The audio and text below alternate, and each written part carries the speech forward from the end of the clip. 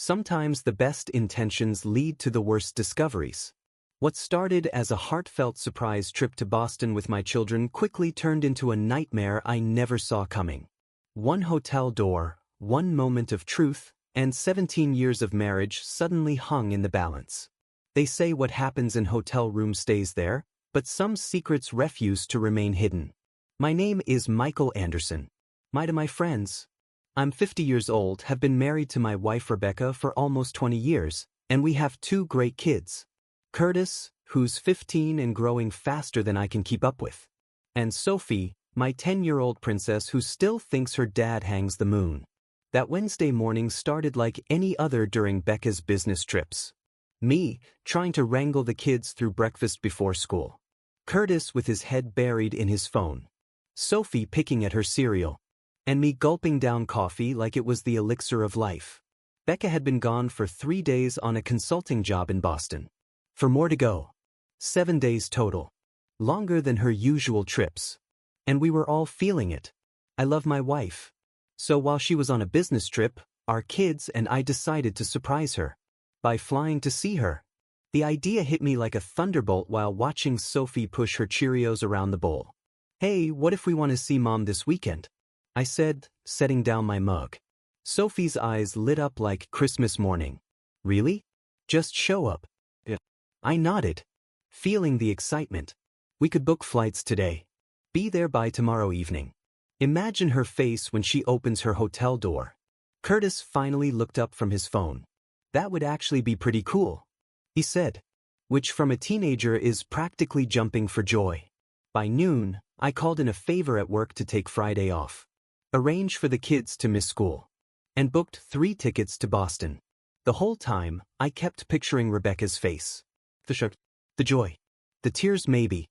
I hadn't surprised her like this. In years. I tried calling her that morning. But it went straight to voicemail. Not unusual during her intensive consulting sessions. I sent a text. Miss you. Kids are asking when you're coming home. Love you. No response, which was a little strange. But I figured she was just swamped. That evening as I packed our bags, I tried her again. Still nothing. A small knot formed in my stomach. But I dismissed it. Boston was in the middle of hosting a major business conference. She was probably networking. Making connections. Doing what she did best. The consulting world was competitive. And Rebecca was a shark in high heels. As I tucked Sophie in that night, she clutched her favorite stuffed bunny to her chest. Do you think Mommy will cry when she sees us? She asked, eyes wide with anticipation. Maybe, sweetheart, I said, kissing her forehead. It's going to be the best surprise ever. I had no idea then how wrong I was. No idea that the surprise waiting in Boston wasn't ours to give. But I was. I was. I was. I was. I was. I was. I was. I was. I was. I was. I was. I was. Going well. Miss you. The blue delivered notification appeared, but no response came. Dad, why are you checking your phone every 5 seconds? Curtis asked, briefly pulling off his headphones. Kid never missed a thing. Just making sure our rental car is confirmed. I lied, forcing a smile. But the truth was, something fell off. Rebecca and I have been married for almost 20 years. We had our ups and downs like any couple, but she'd never gone this long without communication before. She always made time for the kids, at least. When we landed at Logan Airport, I tried once more. Voicemail again. I left a message this time, keeping my tone light. Hey babe, just checking in. Give me a call when you get a chance. The rental car process was a nightmare. Wrong reservation. Long lines. Sophie needing the bathroom twice. By the time we hit the road toward downtown Boston, it was already past 8 in the evening. Rush hour traffic had cleared, but the city streets were alive with Thursday night energy. Dad, I'm hungry. Sophie whined from the back seat. Me too. Curtis chimed in, finally engaged in something besides his phone. Can we eat before we see Mom? Let's get to the hotel first. I said, my knuckles white on the steering wheel. Maybe Mom can join us for a late dinner. As we neared the Marriott where Rebecca was staying, that knot in my stomach tightened. I tried calling once more, and this time, oddly, it rang. but still knowing. The hotel's revolving doors welcomed us with a whoosh of warm air. The lobby elegant with marble floors and soft lighting. Curtis and Sophie looked around, impressed by the upscale surroundings. My wife always stayed at nice places on her company's dime.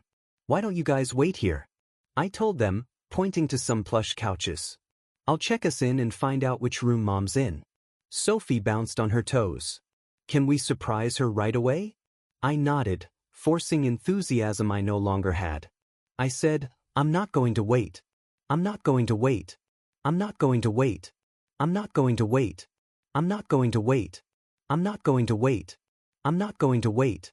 I'm not going to wait. I'm not going to wait. I'm not going to wait. I'm not going to wait. I'm not going to wait. I'm not going to. That's the plan, sweetheart.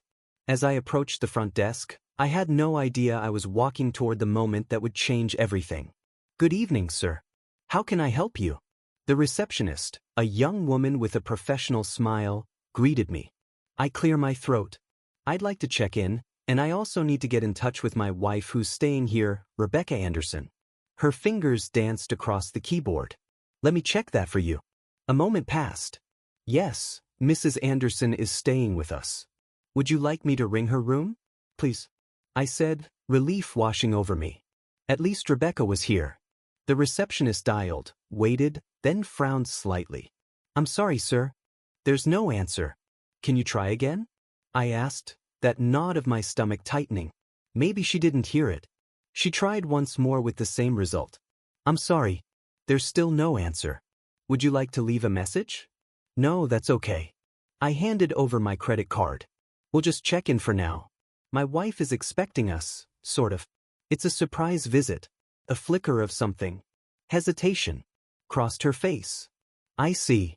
Well, let me get you set up. She processed our reservation, then handed me 2 key cards. You're in room 732. Mrs. Anderson is in 718. Different floors? I asked, confused. No, same floor, just down the hall from each other. She paused, then added, it looks like Mrs. Anderson checked in with a +1. The world stopped spinning for a moment. A +1? What do you mean? The receptionist's expression shifted to discomfort. The reservation shows 2 guests in a room. I assumed. I'm sorry. I shouldn't have said anything. I forced a laugh that sounded hollow even in my own ears. No, that's fine. Probably a colleague sharing the room to save on expenses. But I knew better. Rebecca's company always sprang for private rooms for its consultants. It was a point of pride for them. I collected our bags and walked back to Curtis and Sophie, my mind racing. A work friend. A female colleague. Or, I couldn't bring myself to complete the thought. Did you find Mom? Sophie asked, bouncing with excitement. Not yet, sweetheart. Let's go up to our room first and freshen up. The elevator ride was silent except for Sophie's humming. Curtis shot me a look. He sensed something was off, but thankfully kept quiet. Our room was nice. Standard high-end hotel. I sat the bags down and took a deep breath. Can we go see Mom now? Sophie pleaded. In a minute. Why don't you two wash up? It's been a long day. While they were occupied, I slipped into the hallway and walked to room 718. My heart hammered against my ribs as I raised my hand to knock. No answer. I knocked again. Harder this time. Still nothing. But I could hear movement inside. Faint music, the sound of laughter. My blood ran cold. I pulled out my phone and took it. I looked down and typed. I'm outside your hotel room door. Open up. The movement inside stopped abruptly. Then, a muffled male voice. I closed my eyes, suddenly certain of what I would find on the other side of that door. The door to room 718 opened slowly, revealing Rebecca in a hotel bathrobe. Her hair disheveled. Face flushed. Her expression cycled through shock, fear, and finally settled on something that looked strangely like annoyance. It seemed to be a before the kids and I thought we'd come see you. Her eyes widened. The kids are here. At the hotel. In our room. Down the hall. My voice sounded distant, even to myself. They've been excited all day to see you. Rebecca ran a hand through her hair. Glancing nervously back at her door. You should have called first, you should have called. I did. Multiple times. I crossed my arms. Who's in your room, Becca? She flinched at the direct question. It's not what you think. Really? Because I think you have another man in there. Am I wrong? The door opened wider, and a man appeared behind her. Maybe early 40s. He was buttoning up his shirt. Becca, is everything okay out here? My vision tunneled, focusing on the stranger who I call my wife by her nickname. My nickname for her. Who the hell are you? I demanded, my voice dangerously quiet. Please. Rebecca started, but I cut her off. I want to hear it from him. I stepped closer. Who are you? And why are you in my wife's hotel room? The man looked confused, glancing between Rebecca and me. I'm Trevor. From the Chicago office. He extended his hand automatically, then thought better of it and withdrew it. I didn't know Becca was married. The words hit me like a physical blow. I turned to Rebecca, who had the decency to look ashamed. But not ashamed enough. You told him you were single? My voice was barely a whisper now. Rebecca closed her eyes briefly. Can we please not do this in the hallway? Trevor, maybe you should go. Yeah. Trevor. I echoed, my anger finding target. Maybe you should go. Trevor raised his hands in surrender. I said, look man, I had no idea. She never mentioned a husband or kids. He grabbed his jacket from inside the room. I'm out of here. He hurried past us down the hallway, leaving Rebecca and me alone in a silence so thick it felt suffocating.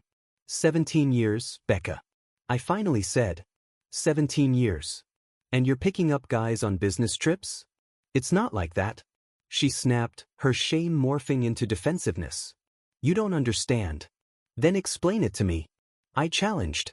Explain why our children flew across the country to surprise their mother, only to find her with another man. She looked away. You should have called first. Those words, the audacity of them, broke something in me. Are you serious right now? This is my fault because I didn't warn you before catching you cheating. Lower your voice. She hissed, glancing down the hallway. The kids are waiting. I said, stepping back. Sophie has been bouncing off the walls all day about seeing you. What do you want me to tell her? Guilt finally seemed to register on her face. Give me 5 minutes to get dressed. I'll come to your room. I turned to walk away, then paused. How long has this been going on, Rebecca? She couldn't meet my eyes. This was just a one-time thing. A mistake. Trevor's words echoed in my head. I didn't know Becca was married. It wasn't a mistake. It was a choice. And as I walked back to our room to face our children, I knew nothing would ever be the same again. The walk back to our room felt like crossing a desert. Each step required enormous effort. My body suddenly heavy with the weight of what had just happened. How was I supposed to face my children now? What did I possibly tell them? I paused outside our door, taking a deep breath, and forcing my face into something resembling normalcy. The key card beeped, and I pushed the door open. Did you find Mom? Sophie jumped up from the bed where she'd been watching TV. Curtis looked up from his phone, eyes narrowing as he studied my expression. What's wrong? He asked immediately, too perceptive for his own good. That kid. Mom's coming in a few minutes. I managed. She was surprised to see us. Sophie clapped her hands. Is she happy? Did she cry? She was definitely surprised.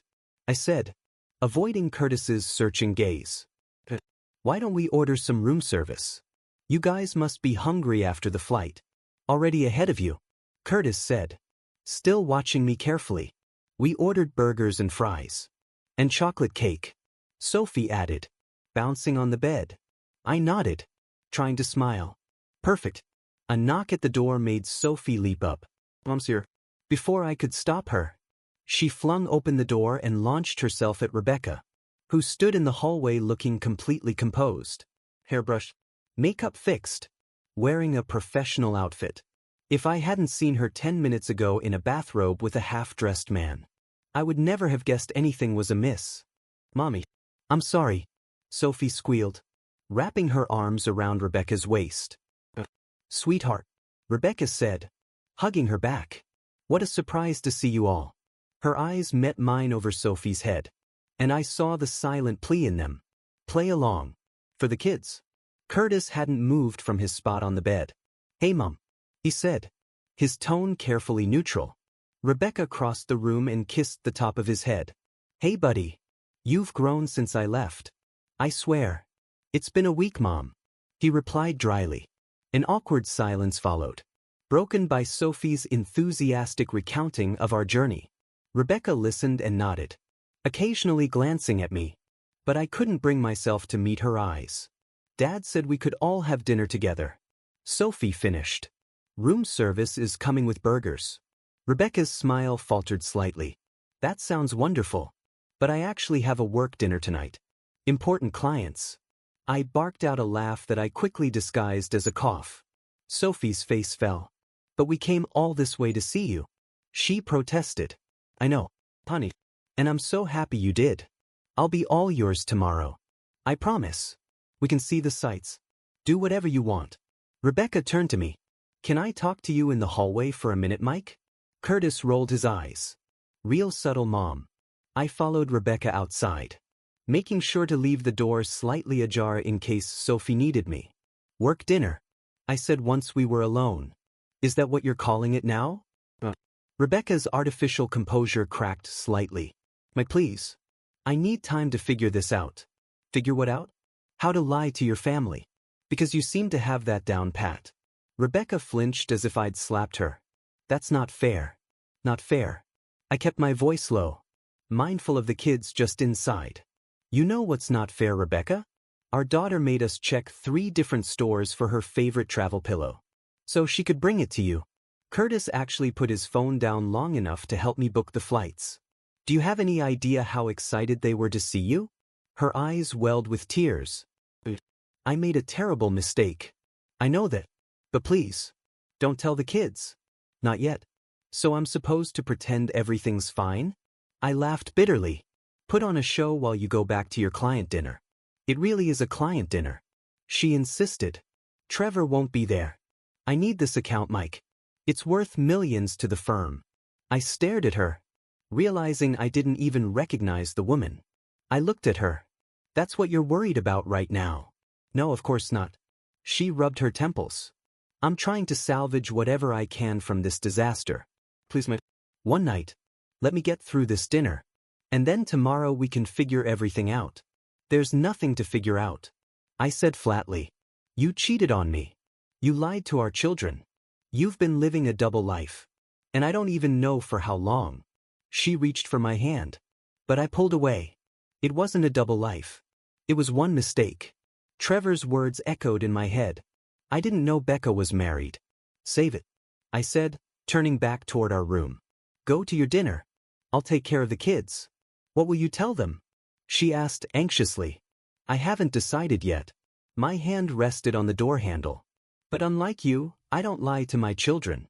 Back inside, Sophie was bouncing on the bed, excitement radiating from her like sunshine. "Is Mom coming to dinner with us?" I swallow hard. "Not tonight, sweetheart. Mom has an important work thing she can't miss." Sophie's face fell, and the sight of her disappointment made my chest ache. "But we came all this way to surprise her." "I know, honey," I said, sitting beside her and pulling her close. And she was definitely surprised. "She just has to finish some work first. But guess what? She's all ours tomorrow. The whole day." Curtis was watching me, his expression unreadable. "Where's she going tonight?" "A client dinner," I said, the lie tasting like acid on my tongue. He looked back at his phone. "Whatever." Sophie, ever the optimist, bounced back quickly. "Can we go see the Boston Harbor tonight instead? My friend Emma said there are cool lights and boats." The thought of playing tourist while my marriage imploded seemed impossible. But Sophie's hopeful face broke my resolve. "Sure, why not? Let's finish dinner and then check it out." She grabbed another French fry from the room service tray. "This is still the best surprise ever, Dad." Curtis caught my eye over his phone and raised an eyebrow, silently calling me on my bullshit. I gave him a slight shake of my head, a promise to explain later. He nodded almost imperceptibly. At 15, he was already more man than boy. And in that moment, I was grateful for his perceptiveness. That night, as we walked along the harbor, Sophie skipping ahead and pointing out every boat she saw, Curtis fell on a step beside me. "Mom's cheating, isn't she?" he asked quietly. I nearly stumbled, caught off guard by his directness. "Curtis, just tell me the truth, Dad. I'm not a kid anymore." I looked at my son, tall, serious, and suddenly so grown up. "Yes," I admitted finally. "I think she is." I stared at Curtis, momentarily speechless. His question hung in the air between us. Impossibly adult, coming from my 15-year-old son. "What makes you think that?" I finally asked, watching Sophie dart ahead to look at a massive yacht dock nearby. Curtis shrugged, hands deep in his pockets. "The way you're acting. The way she looked at you. Plus, when you left to find Mom, you came back looking like someone died. Smart kid. Too smart. I don't want to lie to you," I said quietly. "But this is complicated adult stuff, Curtis." "I'm not a child, Dad," he said. "I'd rather know the truth than wonder what's happening to our family." I took a deep breath, the cold harbor air filling my lungs. "Yes," I admitted. "I found your mother with another man." Curtis's jaw tightened, but he didn't look particularly surprised. I figured. Ever since she started this consulting gig, she's been different. Always on her phone. Staying late at the office. Taking more business trips. A wave of nausea hit me. Had everyone seen what was happening except me? "You noticed that?" I asked. "Yeah." "And so did you probably. You just didn't want to believe it." His voice held no accusation. Just a sad understanding beyond his years. Sophie called to us from up ahead. Waving excitedly. "Curtis, come look at this boat. It has a helicopter on it." "Be right there, sweetie," I called back, forcing enthusiasm into my voice. Curtis kicked at a loose stone on the walkway. "What happens now? Are you guys getting divorced?" The word fell off. It felt like a punch to the gut. "I don't know yet, buddy. This just happened.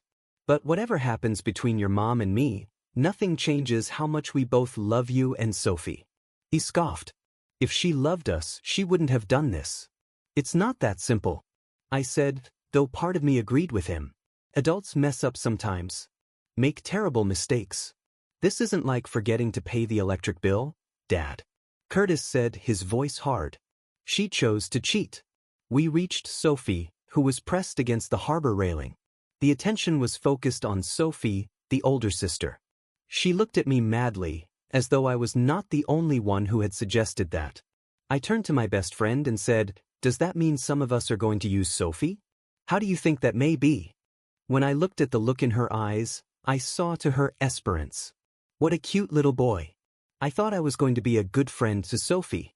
He held me. He said, "It's yours." "It's his." I started to think that maybe Sophie was doing something else. I said, "Oh, what?" "I won't. I promised." "Not yet, anyway. But we'll have to figure this out eventually." He nodded, then surprised me by leaning slightly against my side. The closest thing to a hug I'd gotten from him in years. "We'll be okay, Dad. You, me, and Sophie." In that moment, my 15-year-old son was trying to comfort me. And it nearly broke me, but also gave me strength. "We would be okay. Somehow." "Yeah," I said, putting my arm around his shoulders. "We will." When we returned to the hotel, Sophie was half asleep on my shoulders. The excitement of the day, finally catching up with her. Curtis walked beside us. Unnaturally quiet. His earlier revelation hanging between us like a storm cloud. "I'm tired, Daddy," Sophie mumbled as we entered the elevator. "I know, sweetheart. We'll get you into bed soon." I pressed the button for our floor, dreading what might await us. The elevator doors opened and my heart sank. Rebecca stood outside our room door, arms crossed, tapping her foot impatiently. When she saw us, her expression morphed into concern. "Where have you been?" "I've been calling for hours," she exclaimed. "We want to see the harbor." I replied evenly, shifting Sophie on my shoulder. "I left my phone in the room." Curtis brushed past his mother without a word, swiping the keycard and entering our room. Rebecca's eyes followed him, confusion flashing across her face. "Curtis? What's wrong, honey?" He ignored her completely, the door shutting behind him. "What did you tell him?" She hissed at me. "The truth," I said simply. He asked, and I wasn't going to lie to him. Rebecca's face paled. You had no right to do that without discussing it with me first. Lower your voice, I warned, nodding toward the half-asleep Sophie. And I had every right. You gave up your say when you decided to cheat on our family. Rebecca stepped back as if I'd slapped her. My please. Can we talk about this rationally? How was your dinner with the clients? Productive, she said tightly. We landed the account. Congratulations. I replied, unable to keep the bitterness from my voice. Your career is certainly thriving. That's not fair. Life's not fair, Becca. Our son now knows his mother is a cheater. Our daughter is going to figure it out soon enough. Nothing about this is fair. He stirred on my shoulder. Daddy? Why are you and Mommy fighting? Rebecca's eyes filled with tears. We're not fighting, sweetie. Just having a grown-up talk. It sounded like fighting, Sophie murmured. I rubbed her back gently. It's okay, princess. Let's get you to bed. I moved past Rebecca to enter our room, but she caught my arm. Mike, we need to talk. Privately. Not tonight. I said firmly. I need to put our daughter to bed. Inside, Curtis was sitting on his bed. Headphones on. Staring at the wall.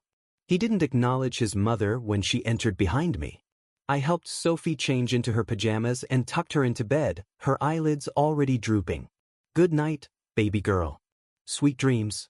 Night, Daddy. Night, Mommy. She mumbled, already half asleep. Rebecca stood awkwardly at the foot of Sophie's bed, clearly unsure of her place in this new family dynamic.